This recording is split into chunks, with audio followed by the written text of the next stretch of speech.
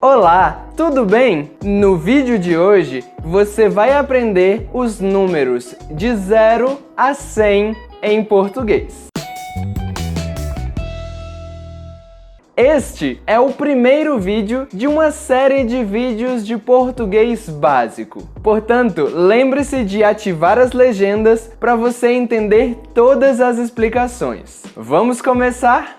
0, 1, 2, 3, 4, 5, 6, 7, 8, 9, 10, 11, 12, 13, 14 ou 14, 15, 16, 17, 18, 19, 20.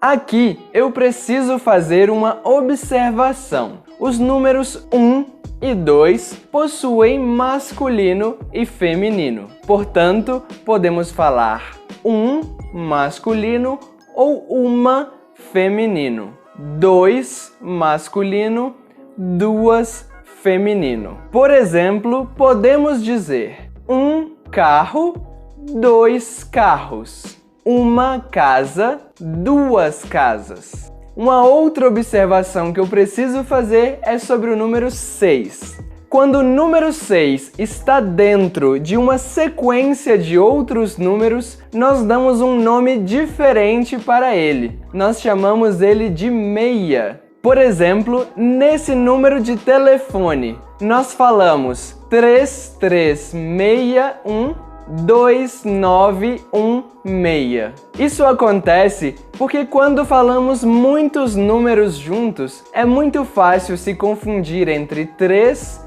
e 6. Então, para ficar um pouco mais diferente, nós falamos meia. Tudo bem até agora? Depois do número 20, os números começam a se repetir.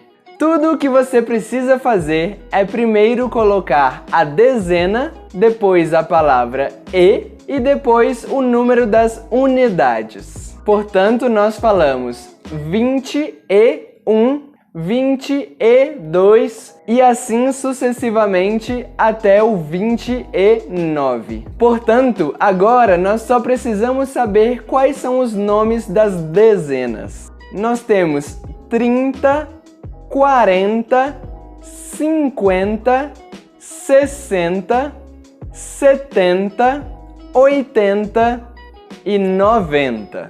E agora já podemos falar vários números diferentes. Por exemplo, este. Nós falamos primeiro a dezena, depois a palavra e depois a unidade. Então nós temos 85. Este outro, 63. E por último, este 99. E depois do 99, nós temos o número 100, que é esse número 100.